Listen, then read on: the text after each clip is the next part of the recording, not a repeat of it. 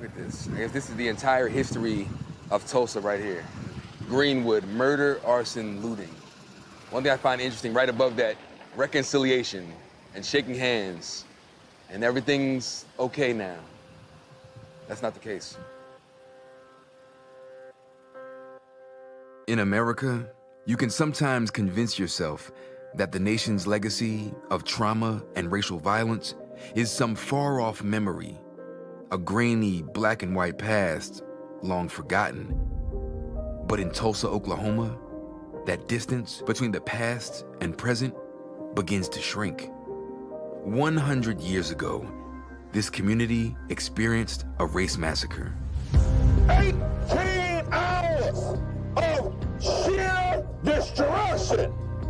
18 hours of men fleeing for their lives. But for Black Tulsans, the story didn't end with the massacre. It continued for 100 years, a trauma felt by each generation in its own way, through segregation, through urban renewal, through gentrification. This story is about the people of Greenwood, what was taken from them, and their fight to be made whole. I imagine where we would be had it not happened, had not our families been destroyed. Because the American story can't be contained in a snapshot. It's an epic poem, oral history passed from one generation to the next. You didn't read it in a book. You didn't see it in a movie. You witnessed it yourself in reality. History can make your heart bleed.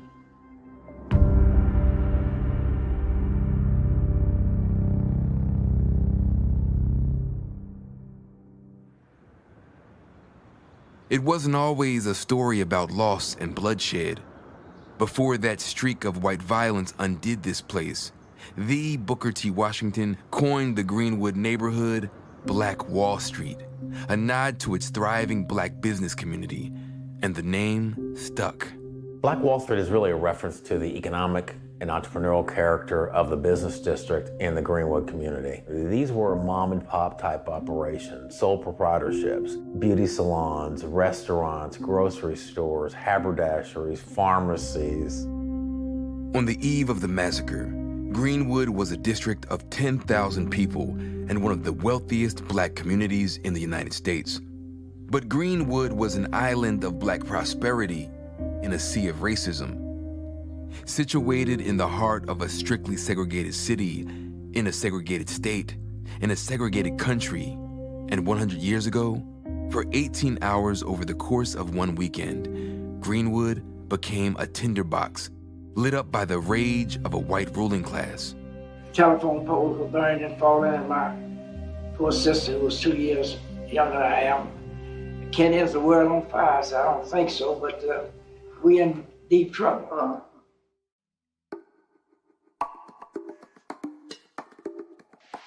So the catalytic event for the massacre in Tulsa in 1921 began on Monday, May 30th, 1921. Dick Rowland, 19 years old and Black, crossed paths in an elevator with a 17-year-old white girl named Sarah Page. History books offer us one version of events.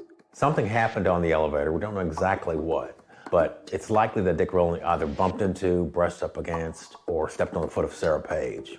She overreacted. She began to scream. Dick Rowland, frightened, ran from the elevator. Family lore offers another. What the man saw was not a man attacking a woman, not a Black man attacking a woman. What he saw was two people kissing. Sarah Page and Dick Rowland were lovers. He was accused of attacking her, and Sarah, from what we understand, tried to tell him, no, we're in love. We're getting married. She would refuse to cooperate with prosecutors after they arrested Dick Rowland and charged him with assault. Though that might have been the end of the story, it wasn't because of the role of the Tulsa Tribune. It published a story the next day entitled "Nabbed Negro for Attacking Girl in an Elevator." What happened next should have been shocking, but it's not. A group of white men amassed on the lawn of the courthouse, numbering ultimately in the thousands. A number of black men, several dozen, some of them World War I veterans, marched down to the courthouse, vowing to protect Dick Rowland from what they thought might be a certain death by lynching. He had an old pistol around the house there. He put one in his pocket. He heard that they were trying to lynch a black boy down there at the courthouse. A white man tried to take a black man's gun, and in the words of a number of survivors of the massacre, all hell broke loose after that. In less than 24 hours, that mob turned 35 square blocks of unparalleled black economic prosperity into smoldering ashes. We saw coming up the wall 4 men with torches in their hand. When my mother saw them coming, she says, "You get up under the bed, get up under the bed." They set our house on fire. They went right straight to the curtains and set the curtains on fire.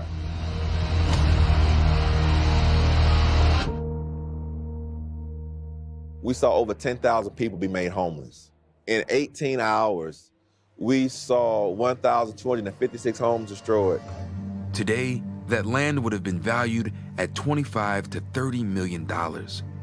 The official death toll was 37, a number almost too low to believe. Most experts believe that between 100 and 300 people were killed, most of them black. A number of folks in the Greenwood community were interned during the massacre. What that did was to leave the Greenwood community defenseless. Thousands tried to flee Greenwood.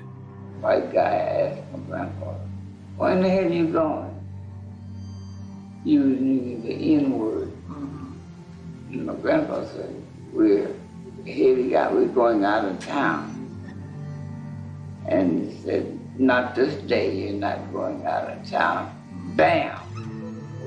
You saw your grandfather get shot? I saw him get shot. Bam! The first aerial terrorist attack in American history was not done by Al-Qaeda, was not done by the Japanese, but the first time we were attacked by air in this country was done by white men, and they flew planes that were owned by privately held corporations. When I was awakened by my mother, I was real frightened because she told me what was happening, and she says, "We have to go out, get out." I said, she says, the white people are killing the colored people. Farther north on the train tracks out of town, the nightmare was just beginning. Eldoris Makandashi, just 9 years old at the time, was running for her life. And the track was just full of people, and all I could see was black rolling smoke down south and the people going north. It was just the sound of this bricks, stones, buildings blown up. Just the war-torn place. Eldoris's granddaughter, Joy Makandashi, can only imagine the horrors of her grandmother's escape. So the bullets are bouncing off of the train tracks and stinging their feet. She's already scared to death, but now they realize, oh, they're shooting at us. They're dropping bombs on us. Bullets were just raining down over us. The airplanes was up, just raining down the bullets. And I was so frightened, I pulled away from my parents and ran into this chicken coop with all the other people. 100 to 300 dead, thousands more missing. In 2001, the Oklahoma Commission to Study the Race Riot of 1921 released a report naming 3 locations where mass graves from the massacre may be buried. But at the time, the city administration decided that it wasn't worth the expense to dig up the past. In 2020, the city's current mayor, G.T. Bynum, authorized the excavations to commence. Yeah, I think one of the things that caused previous public officials to avoid it was this fear that there'd be this giant backlash against it, that there'd be this steep political price to pay. The Republican mayor first proposed looking for victims in 2018, a challenge for the predominantly conservative city of Tulsa, where over 60% of residents are white and just 15% are black. Someone was not happy with me pursuing this investigation, and she came up to me when I was out at breakfast with my wife and kids and said, "You're just trying to make all the white people who lived in Tulsa in the 1920s look bad." And I said, "My family were white people in Tulsa in the 1920s. I'm not trying to make them look bad, but everybody who lives here deserves to know what happened." The mayor appointed local historian Kevin Ross to chair a public oversight committee investigating the mass graves. So far, 12 caskets have been exhumed, and the process of identifying them has begun. How are you actually finding some of these grave sites? Since we get the power of radar, but most of that is basically just good old-fashioned oral history. Those people who kept the story alive. We knew of 2 tombstones of those who were victims from 1921, but we had never known that they'll be in a trench, stacked like dominoes. I'm hoping that for the 12 or so bodies that's underneath this ground, we'll have some kind of justice. It's been a hole literally in the hearts of Tulsans because there are loved ones that are out there unknown to us. We're just at the beginning on truth.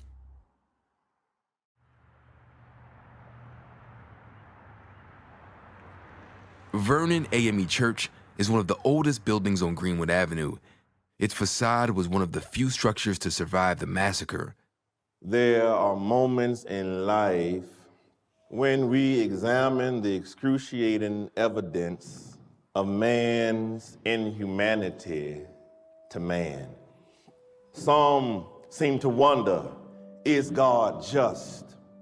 We heard the same sentiment in communities of color after Trayvon Martin, after Tamir Rice, after Eric Garner, after Breonna Taylor, and then Ahmaud Arbery and Botham Jean in Texas. We heard it even in my parents' generation after the killing of Emmett Till.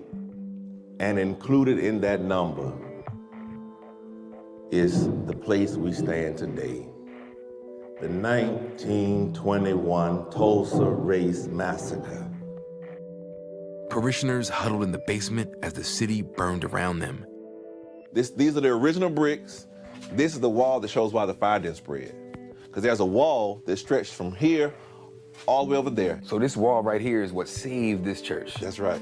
What saved people who came in from this window. They would have fleeing the bombs, that's right, the bullets, and would have taken refuge in this space. In this very space. It is something I can never get used to. Because I know that their cries, that their prayers that they prayed still reverberate.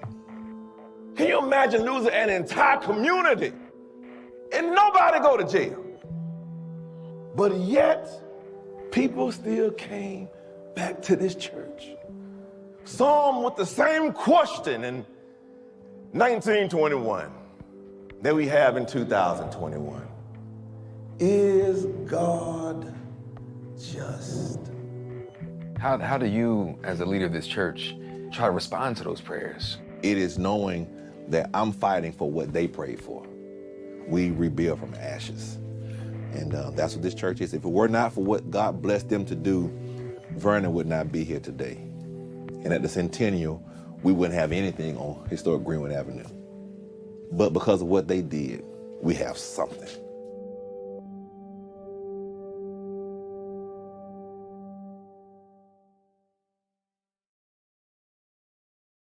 Three days after the end of the massacre, the Tribune published an editorial entitled, "It Must Not Be Again."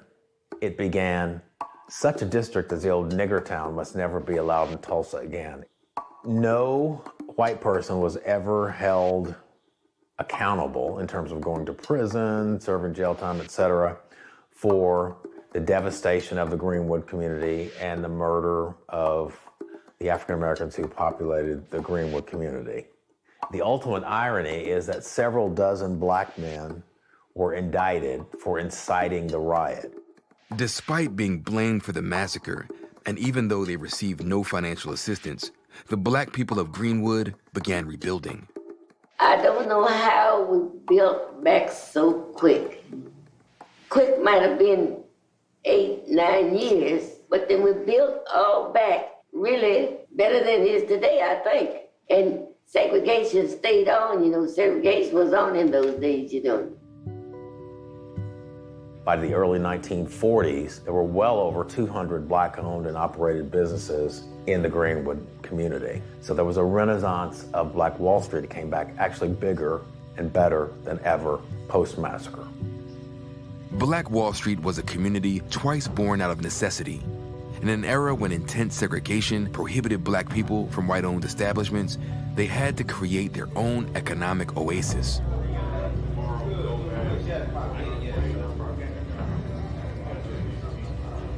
How y'all doing? Good. How you doing? I don't know yet. It's still early day for me. Yeah. Bobby Eaton Sr. is an 85-year-old lifelong North Tulsan. He grew up hearing stories about the massacre in his father's barbershop. My dad's friends and customers would come in and they would talk about the riot as long as all of them knew each other. If you came in as a stranger, everything shut down.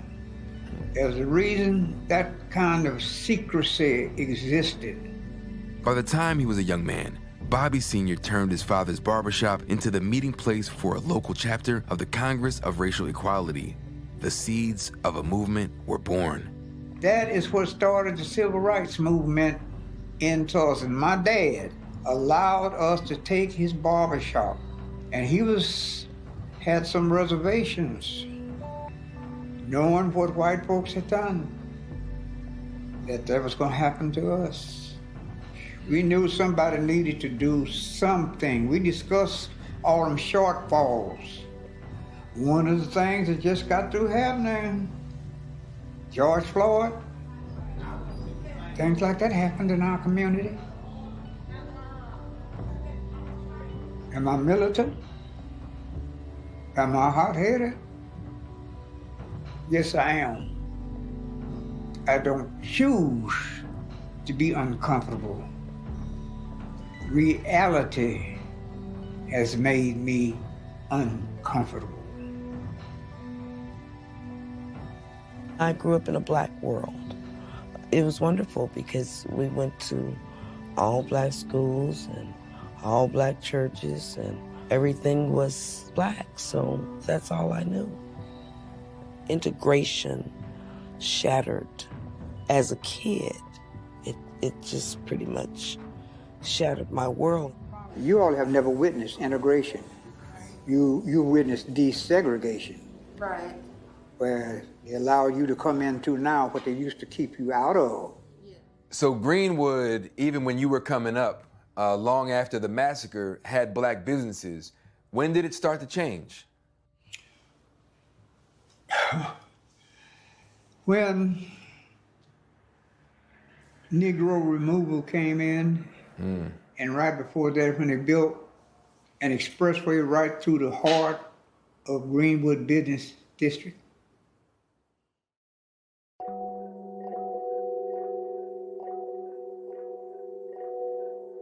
If you were to visit the Greenwood District today, the first thing you notice is a massive overpass that cuts right through the heart of the neighborhood. It's a scar left over from Tulsa's push for so-called urban renewal in the 1960s. Policies that were promoted as tools for revitalizing urban districts instead resulted in Black people being pushed out of their communities. This freeway didn't come into the powers of urban renewal back in the 70s and basically severing this whole community. And so, like I always say to many people, this freeway is sitting upon my inheritance. Who's to say that my great-grandfather would have not left this for me? A business on Greenwood, which I desire to this day. By the early 1970s, urban renewal gobbled up and demolished more than 1,000 businesses and homes, many of them in Greenwood. And the highway forced Black Tulsans to move north, west, and east, rather than the typically more prosperous neighborhoods south of the railroad tracks. Urban renewal, which is I call urban removal, came in and knocked down all the housing and all the old buildings and really destroyed our community. Bobby Eaton Jr. and his son Trey continue to carry on the Eaton legacy.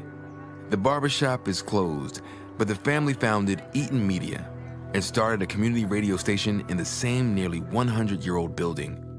Joe Eaton, right here. This is the man that made it all possible right here. And he and Louise, my grandmother, we missed them dearly. They said he was about 22 years old when the massacre took place. Somewhere he shined shoes down there on Black Wallstreet. A lot of memories in this old house. If we weren't able to hold on to that, I wouldn't be here right now. I wouldn't have a radio station, and we would be just like other families who lost all their property. Man, if the walls could talk, but being that it's here and not many of my peers not able to have family property that's over 100 years, over 100 years old. Not too many of us have buildings with our names on it. It's Eaton. It's been barbershops, it's been beauty salons, it's been almost a little bit of everything. I wonder, when you were coming up, when did you first hear about the massacre? I didn't hear about the massacre until I got grown. Wow. They didn't talk about it. It was not discussed in the school systems, in the community, in the neighborhoods. Tulsa, Black Tulsa has been traumatized. And with that trauma and urban renewal, moving out the history, the young youth grow up never knowing the history. They don't know anything about what once existed over here in North Tulsa. All they see is empty lots and things like that. So I don't think it's been a good thing for us at all. All throughout childhood, we heard the chicken coop story. Your grandmother hid in the chicken coop. Mama hid in the chicken coop.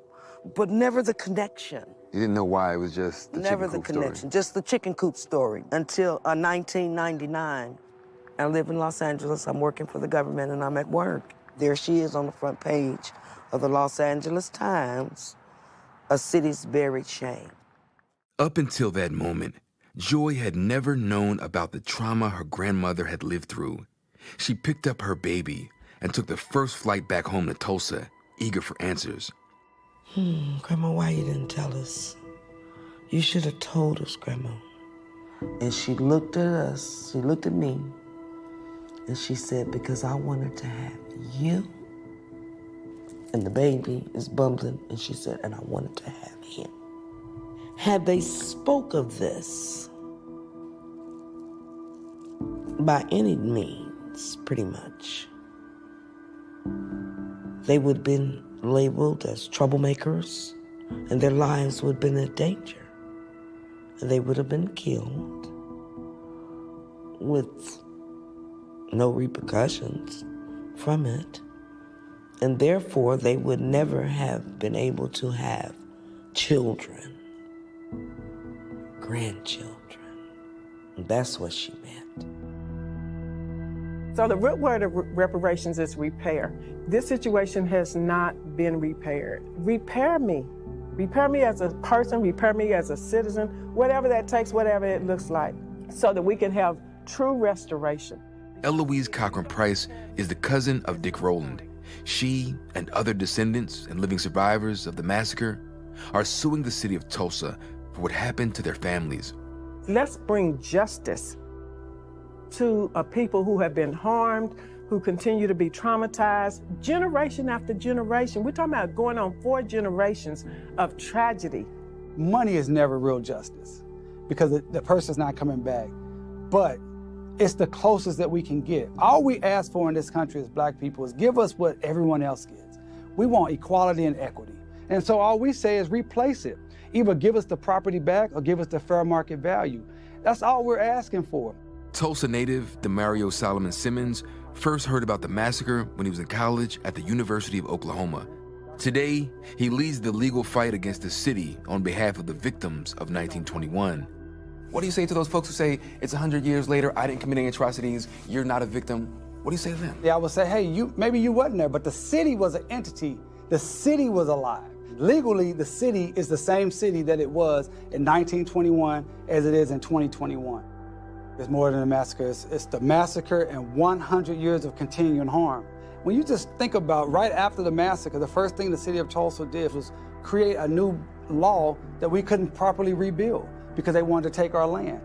You think about them building the largest KKK meeting hall in Tulsa, right next to Greenwood, 1923. You think about them intentionally, purposely bringing this highway right through the community. Finally destroyed Greenwood and pushed us further north. And when they pushed us further north, they pushed us in ghetto-like conditions. These were intentional acts. They intentionally never wanted to allow Greenwood to build up and have the power that it had pre-1921. So yes, this is more than just a massacre. We're talking about the harm right to this day. In 1921, the city of Tulsa refused to pay reparations. The city of Tulsa said they're not culpable for the massacre.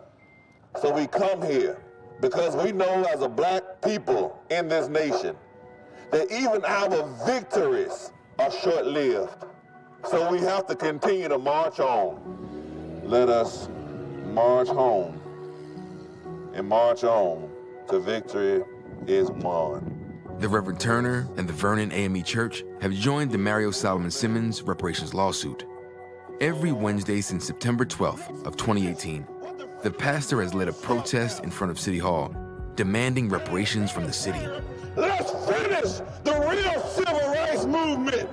Let's do reparations, not tomorrow, not next week, not next year, but let's do reparations now. If we can put a man on the moon, we can do reparations here in Tulsa. I support direct payments to the folks who are the survivors. I support, in absence of the survivors, direct payments to their descendants. Criminal charges being filed against those individuals and institutions that oversaw and actually were a part of the 1921 Tulsa Race Massacre. I will work for justice as long as there is blood in my veins and air in my lungs. I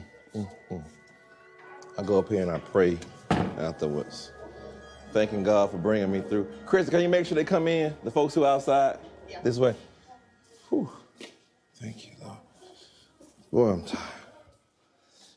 As crazy as this may sound, I know I don't feel it totally because I wasn't here, but I feel a remnant of their pain. And wanting them to receive justice in death, even though they may not have received it in life. And what keeps me going is because I really still do believe in this country. I really believe that America can be even greater than what she is. God drives me in my call for remembering those who suffer and the institutions who suffer, like this church. And God calls me to love even this nation that I live in, even though she doesn't always love me.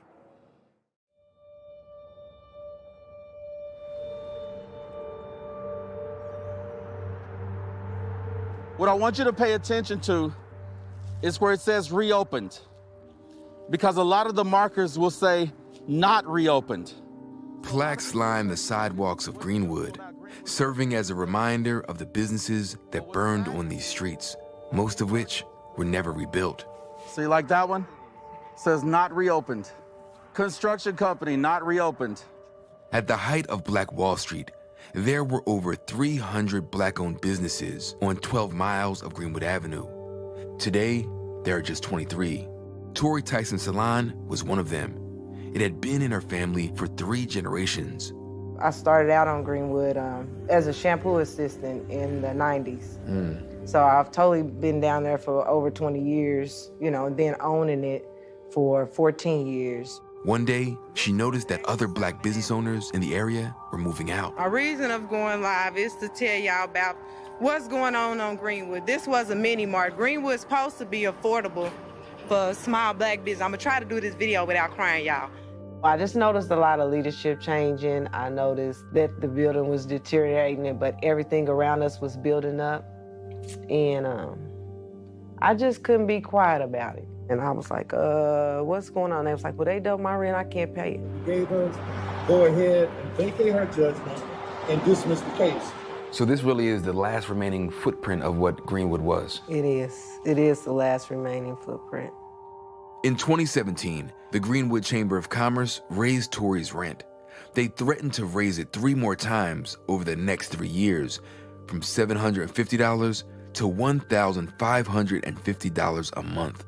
In December of 2020, she received an eviction notice, and the next month, she went to court. It's kind of emotional, but I'm trying to keep a straight face today. Part of me knew that I was gonna end up having to leave at the end of the day, but part of me knew like, oh, I'm gonna win this case, because I literally have stacks of information. Like, I just knew I was right, and I still feel like I was right. Today is the day I go to court today. In March, Tory lost her case and was forced from the space she'd called home for 14 years. It was really hard. So, you know, I've been here so long, and I knew the history. I knew I wasn't wrong. I knew what Greenwood was capable of. And so that was my goal. That was what I wanted. And so I knew I just cried on my clients, my family. I don't regret anything. I never will regret anything. When you hear the stories of the elders, and maybe even the ones maybe in your family, how do you think your family was affected? My grandmother was 10, so I could just imagine the age my kids are that age. I think it probably trickled down, you know, to my family. And I could see where the change in the generations could have happened. Because, you know, a lot of people lost their dads, their family, so they never talked about it. A lot of them disappeared. They never recovered. Houses destroyed, businesses destroyed. But, you know, yeah, we resilient, we rebuilt. You know, it seemed like it was easy for me to move my business within a month, and I feel like I was destroyed. You know, so I can just imagine how they felt.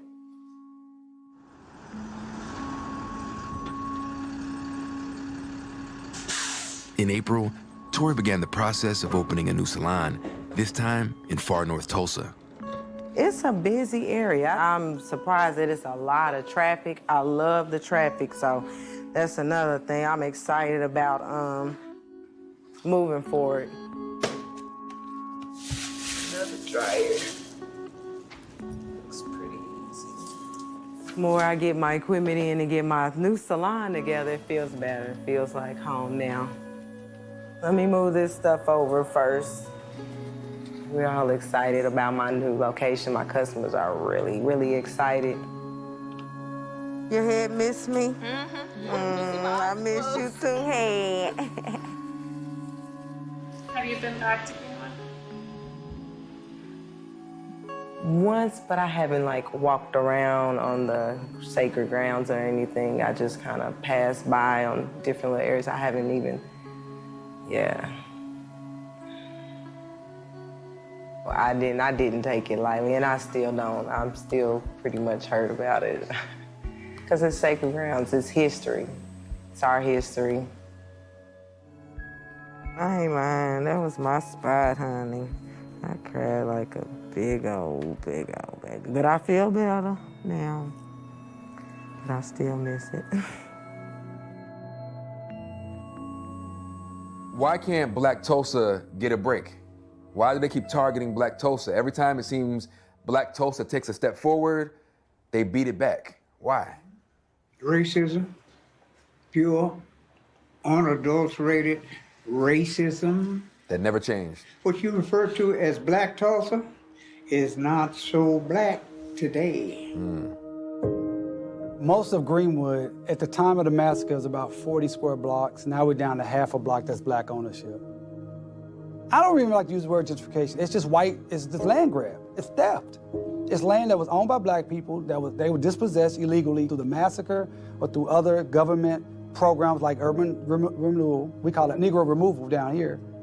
On the corner of Archer and Greenwood Avenues, the one-time border of Black Wall Street, Tulsa is building a museum that will tell the story of Greenwood.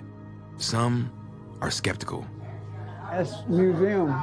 Yeah, I seen big that. one. Yeah, it look like it's gonna be real nice. Greenwood Rising. I think museum is a great thing. If the content inside of the walls is relevant, if it depicts American history instead of just black history, because all of the things that black people have endured is done right here in America.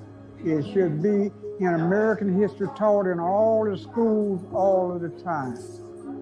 Do you think like the white business community sees an opportunity, right? Maybe take advantage of this moment with the centennial? Yeah, I do in a lot of ways because some of them, hearts are not in the right place. They see how they can gain economic wealth off of this right here as well. And I don't want to see the centennial be whitewashed. The descendants of Greenwood have long since moved beyond the conspiracy of silence. Today, they aim to pass on their history, Tulsa's history, to the next generation. What y'all getting ready to talk about? Black Wall Street? No. Huh? The weather, our weeks. We got what I call a juice radio show. And man, those young people get together and get in there and they talk that talk, and I even learned something from them, what's going on in 2021. Yes, Lord. Someone was like, oh, someone got shot by a cop. And I almost go watch the video. That's like what really triggered me, because like the cops yelling tasing. Wait, which one is it? Dante Wright. As a police officer, you would think that you would know what's on your stuff. You know your stuff, what's on your waist. Yeah. But so she grabbed her gun out with her right hand and she shot him. Just stuff for words. Because it's just like, everybody make mistakes. But that's a fatal mistake. Yeah. That's mistakes you can't just have going on. The more information we can give to our youth and to our kids, then they can transfer that on to their generations. That's one thing I think that the older elders need to start doing is transferring that information. Before it's too late. Yeah, before it's too late. Get up and get with a young person and share that information. Talk to them. Give them the history so they'll know.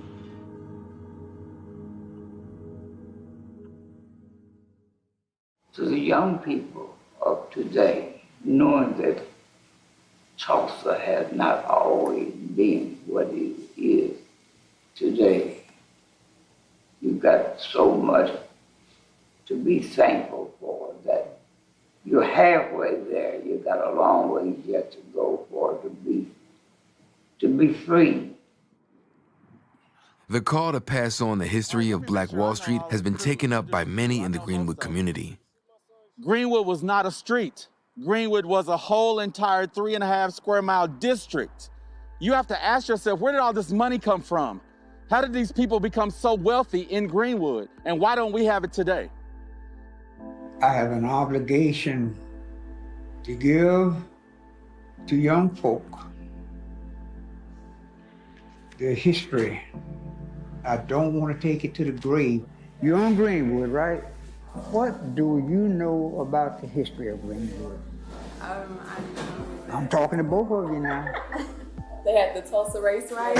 Yeah. And they burned everything down, burned down the black-owned businesses. And you know more about it than most young folk your age. I want them to understand these systems that they're dealing with, but they have to listen. And they have to understand one thing. You are an African American. It has been that way for 400 years. And it will be that way for another 400 years, regardless of the progress you make. 100 years later, that's why we out here. Yeah, yes ma'am. This is one of the few things left. To tell the story right. If you're gonna tell it right. Don't tell it white, tell it right.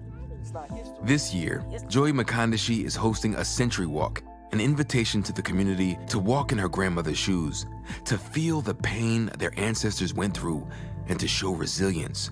Her son, Emmanuel Ortega, and his daughter, Maria, will join her on the tracks. It's gonna be a long walk, but just think, that's how far they were forced to run. It's just to think that a 9-year-old girl did that. As for whether he'll share the story with his own daughter, I think I will. I think her being here now, she's 5 years old. This is little Maria, and she's not little, but she's 5 years old, and I was just, like I said, my great-grandmother was only 9, and I want to teach her that our family is strong, and our family not only continues the history, but they make their own. We're in a relay. It's like a relay race. The torch has to be passed. My great-grandparents who built Black Wall Street, that leg of the race is gone. But that's why it's important for me to teach my son and train him up and tell him this story. So when it's time for me to lay it down like the rest of them, and I can't run no more, I can pass the baton to him, and he can win the race for us. Walking into the future. Walking into the future. Walking into the future. Hey. Walking into the future. I like that. I like it too, man. 12 days before the centennial commemoration, the 3 remaining survivors of the Tulsa Race Massacre, accompanied by Demario Solomon Simmons, testified before Congress in favor of reparations. Our country may forget this history, but I cannot. I am a 107-year-old and have never seen justice. I pray that one day I will. We aren't just black and white pictures on a screen. I was there when it happened. I'm still here. I am asking you today to give us some peace.